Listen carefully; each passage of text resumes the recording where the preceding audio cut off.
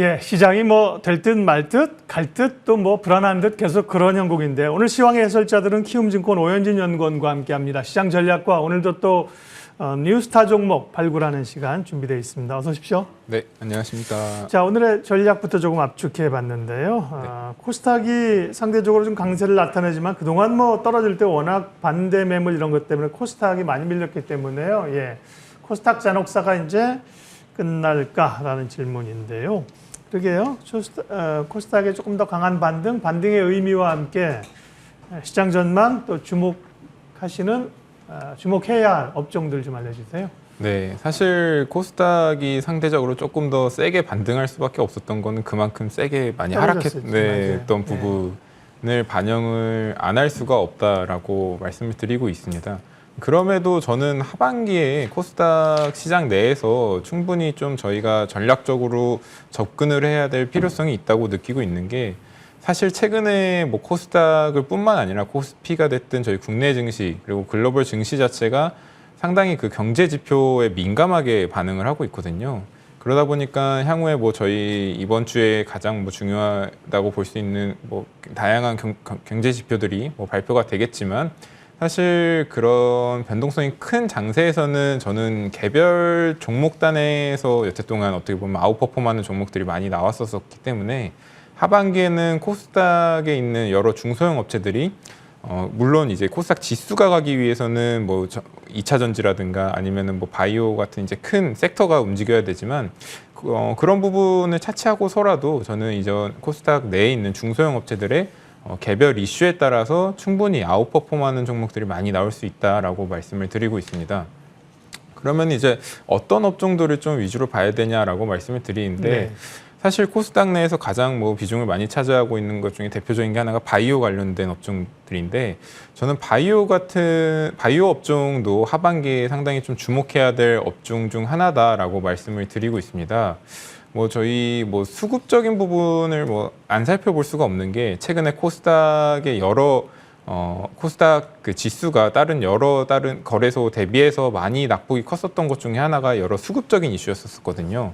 상대적으로 오히려 바이오 같은 경우에는 코로나 이후로 지금 한 2년 가까이 좀 뭐 보합이나 부진이 계속되면서 수급적으로는 오히려 상대적으로 좀 안정화되어 있다라고 말씀을 드리고 있고 또 한 가지 좀 주목해야 될 점은 최근에 금리도 인상되고 하면서 가장 좀 타격을 받을 수 있는 게 아무래도 비상장 업체들에 대한 자금 조달 이슈거든요. 이러한 부분이 상대적으로 점차 좀 어려워지는 국면으로 진행이 되고 있는 만큼 상대적으로 상장한 바이오 업체들이 주가는 빠져 있고 수급은 말씀드린 대로 좀 안정화되어 있는데 비상장 업체들의 자금 조달 이슈에서는 상대적으로 좀 자유롭다 보니까 이런 점에서도 지금 많은 이제 투자 자금들이 상장한 바이오 업체들에 대한 주목도를 좀 키우기 좋은 여건이지 않나라고 말씀을 드리고 있어서 하반기에 관련된 펀더멘탈이나 이런 수급적으로 좀 안정화되어 있는 업체들 위주로는 충분히 기회가 있을 수 있다라고 말씀을 드리고 있고요. 또 한 가지 저희 뭐 전략적인 이제 그 모멘텀 있는 섹터들을 보자면은 사실 전방 산업에 대한 불확실성 때문에 주가는 많이 빠졌지만 밸류에이션이 완전히 이제 그 하단에 위치해 있는 여러 IT 업체들에서도 반등이 오게 되면 상당히 좀 세게 올 수 있다라고 말씀드리고 있고 그 밖에도 뭐 에너지라든가 아니면은 저희 뭐 소프트웨어 솔루션 같은 업체들도 정부의 정책 기대감이 좀 있는 섹터들이기 때문에 하반기에 이쪽 관련해서도 충분히 좀 모멘텀이 있을 수 있다라고 판단을 하고 있습니다. 네. 그리고 중소형주 코스닥 얘기하고 있지만요. IPO를 조금 연결시켜 보면 사실은 IPO하는 기업 공개하는 기업들은 소위 이제 대여급이라고 이런 데가 시장에서 많이 회자가 되긴 하는데요. 네, 맞습니다. 최근에 그런 기업이 많지 않고요. 다 발을 빼는 그런 상황이고 중소형 기업들이 올라오는데 IPO 기업 공개 시장도 요즘 뭐 대단히 혼미해져가지고 네. 경쟁률 높고 좋은 기업들은 상장하면 제대로 못 받고 그죠? 네, 맞습니다. 별로 관심 없던 기업들은 뭐 다른 여러 이유로 뭐 무증이라든지 이런 걸 급증하기 위해서 어려운데요. 네. 최근에 성일하이텍 폐배터리 기업이죠. 그다음에 2차 전지 분리막, WCP 이런 기업은 상장도 안 했는데 벌써 관심들이 굉장히 높아요. 네. 이런 것들이 코스닥 시장의 기존 주식들에게 조금 에너지를 불어넣는 그런 계기가 될 수 있을까요? 네, 충분히 좀 가능할 수 있다고 보고 있습니다. 아무래도 말씀드린 것처럼 어떻게 보면은 이번 상반기가 IPO 시장에서는 상당히 얼어붙어 있었던 상황이었거든요. 그러다 보니까 상장을 뭐 철회하는 네, 업체들도 많이 많았죠. 있었고, 예. 그러다 보니까 과거처럼 이렇게 어떻게 보면은 상장에 대한 프리미엄이 많이 빠져 있다라고 보시면 될 것 같아요. 그래서 말씀드렸던 업체들이 사실 뭐 폐배터리도 그렇고 2차 전지 분리막도 그렇고 전방 시장에 대한 성장성은 상당히 탄탄한데 오히려 뭐 기저효과로 상반기에 좀 얼어붙어 있었던 IPO 시장에 의해서 상장하게 됐을 때 상대적으로 이런 프리미엄이나 이런 게 상당히 좀 빠진 저평가된 상태로 올라올 확률이 좀 클 거라고 보고 있거든요. 그렇다 보니까 지금 이제 뭐 하반기에 말씀드렸던 업체들뿐만 아니라 상장이 예정되어 있는 업체들은 아무래도 좀 더 저평가된 그 가격 매력도가 반대로 얘기하면 좀 커진 상태에서 상장될 확률이 커서 이런 업체들 중에서 말씀드렸던 것처럼 이제 성장성이 있는 업체들은 선별적으로 접근하면은 상당히 좀 전략적으로 유효한 접근이지 않을까라고 말씀드리고 있습니다. 네, 시장 전략 특별히 코스닥 시장 중심으로 해서 하반기에 공략할 만한 포인트를 좀 봤고요. 다음은 오현진의 뉴스타 종목. 기업을 또 직접 많이 가시고요. 또 종목들을 발굴해 주시는데 오늘 우리가 주목할 말씀해 주실 첫 번째 종목은요?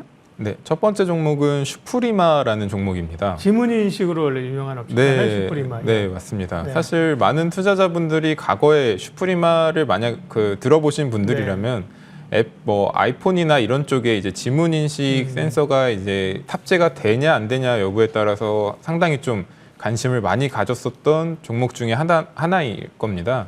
최근에는 사실 뭐 아이폰 같은 경우도 뭐 페이스 아이디가 뭐 채용되고 하면서 주가도 오랜 기간 좀 횡보를 했었고 투자자들의 그 관심도에서도 어떻게 좀 멀어졌을 수도 있는데 그런 기간에도 사실 슈프리마 업체의 성장은 좀 지속됐다라고 보시면 될 것 같습니다.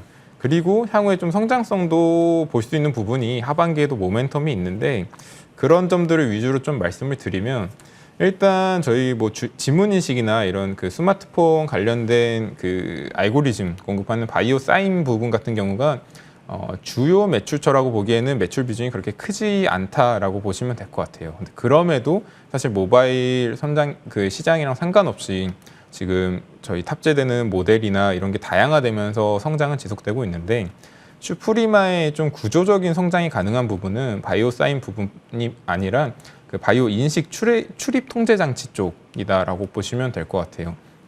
아무래도 전반적인 이 바이오 인식 솔루션에 대한 시장 자체도 커지고 있고 보안 시스템이나 이런 특성상 아니면 뭐 최근에 그 인건비 절감 이슈 아니면 업무 효율성 이슈가 관련해서 이쪽 그 인식 출입 통제 장치 제품에 대한 수요는 상당히 커지고 있는데 최근에 구조적으로 좀 시장을 살펴보면은 코로나를 거치면서 좀 영세 업체들이 구조조정된 것도 있었고 북미 업체 같은 경우에도 아무래도 보안이나 이런 이슈 때문에 중화권의 여러 영세 업체들을 좀 꺼려하는 부분도 있으면서 좀 구조조정이 되면서 슈프리마가 상대적으로 좀 가점화할 수 있는 상황이 됐다라고 말씀을 드리고 있습니다. 여러 뭐 경쟁 업체들도 뭐 부자재 이슈나 여러 원자재 수급 이슈 관련해서 조금 부진하고 있을 때 슈프리마 같은 경우에는 좀 선제적으로 접근을 하면서 지금 MS를 공격적으로 늘려나가고 있다라고 보시면 될 것 같고요.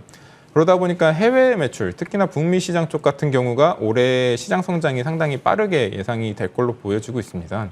지금 표에서도 보실 수 있다시피 지금 지역별 상당히 좀 다양한 지역에 진출이 되어 있는데 특히나 올해 같은 경우에는 북미 쪽 시장에 대한 성장이 좀 더 가파를 것으로 보고 있고 어떻게 보면 보안이나 안보 관련해서는 그 해외 매출에 대한 비중이 그 높지 않았기 때문에 여러 업체들이 좀 디밸류 되는 부분이 있었는데 슈프리마는 보시다시피 이런 부분에서 상당히 좀 확장성이 있다라고 말씀을 드리고 있습니다. 그리고 또 한 가지 모멘텀이 될 수 있는 게 하반기에 저희 바이오 스테이션 3라고 해서 주력 제품인 바이오 스테이션 같은 경우가 신제품이 거의 8년 만에 제품이 출시가 될 것으로 보여지고 있습니다. 지금 저희 뭐 여러 건물 같은 경우에 출입하게 됐을 때 뭐 지문 인식이나 이런 걸 통해서 저희가 인증 통해서 출입하게 되는 대부분의 제품들이 바이오 스테이션이라고 보시면 될 것 같은데 이쪽 관련해서 신제품이 나오기 때문에 향후 여러 대기업이나 아니면 공공기관 쪽에 대한 수요가 좀 커질 것이다라고 보시면 될 것 같고 신제품에 대한 한 가지 특징적인 부분은 언택트 시대에 맞아서 지문인식이나 이런 부분을 빼고 아마 모바일 카드나 좀 수요가 좋은 최근에 수요가 좋은 모바일 카드나 페이스 아이디 아니면 뭐 QR 인식 뭐 여러 가지 다양화된 인증 절차가 탑재되면서 상당히 좋은 좀 반응을 일으킬 것으로 예상을 하고 있는 제품이다라고 보시면 될 것 같습니다. 슈프리마는 말씀하신 것처럼 사업 영역이나 안정성은 다들 이해를 하고 있는 건데요. 다만 보면 이제 드라마틱하게 매출이나 뭐 이익이 막 늘어나거나 네. 혹은 뭐 어떤 빅 이슈들이 뭐 크게 있는 것 같지는 않아서 결국 실적이 중요한 것 같아요. 네. 실적이 올해 어느 정도나 그동안도 보면 뭐 한 600억, 700억에 한 100억, 200억 정도 꾸준하긴 한데 보면 네네. 뭐 소위 잘 나가는 기업들이 막 더블링 가까운 그런 숫자는 안 보이거든요. 네, 실적하고요.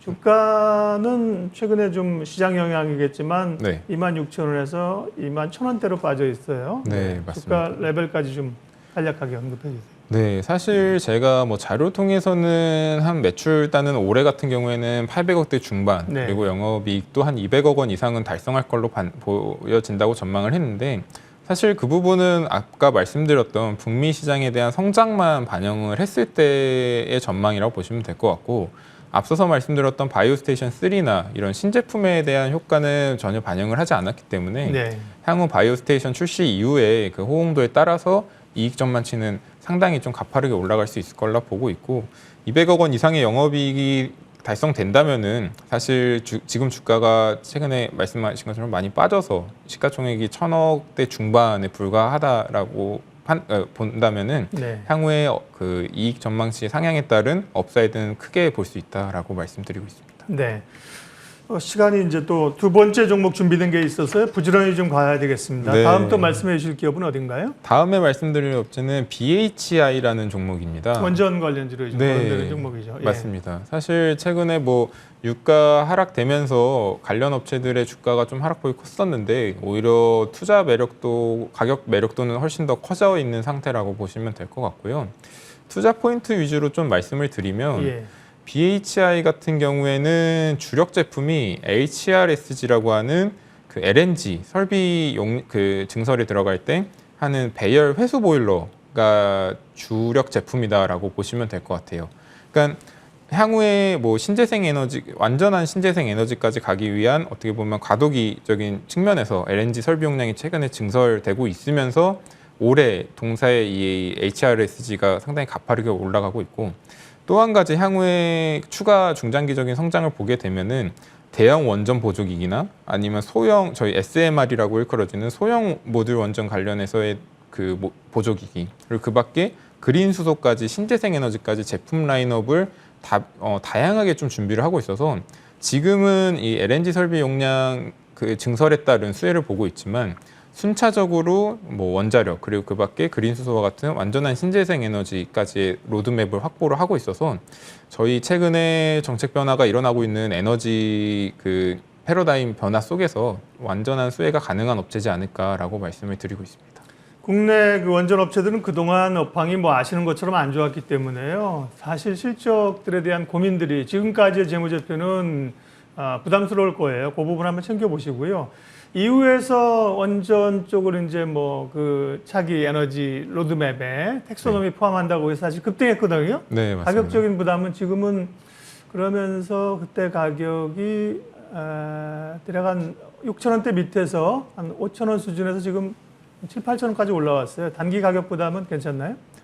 물론 단기적인 변동성은 좀 커져 있는 상태라고 보시면 될 것 같은데 사실 본격적으로 말씀드린 것처럼 업황이 안 좋았기 때문에 적자도 기록을 했었었고 근데 올해부터 본격적으로 턴어라운드가 될 것으로 보여지고 있어요. 그리고 앞으로 이런 정책 모멘텀이 계속된다는 가정하에 이익도 그렇고 동사의 어떤 그 모멘텀적인 측면에서도 상당히 업사이드가 클 걸로 보고 있어서 지금 뭐 최근에 주가가 급등했다 해도 아직 시가총액 상으로 보면은 2천억 원 내외인 것을 감안을 하면은 향후에 이 정책 수혜를 감안하면은 추가적인 업사이드는 충분히 가능한 업체다라고 말씀드리고 있습니다. 네, 원전 관련주 봐야죠. 우리가 원전이나 로봇이나 이런 거 봐야 되는데 어느 계열 봐야 될까가 고민인데요. 이렇게 압축을 해주시는 거잖아요. 네. 그리고 이제 BHI에 대해서 고민을 조금 더 해볼 필요가 있는 거죠. 공부를 해볼 필요가 있겠습니다.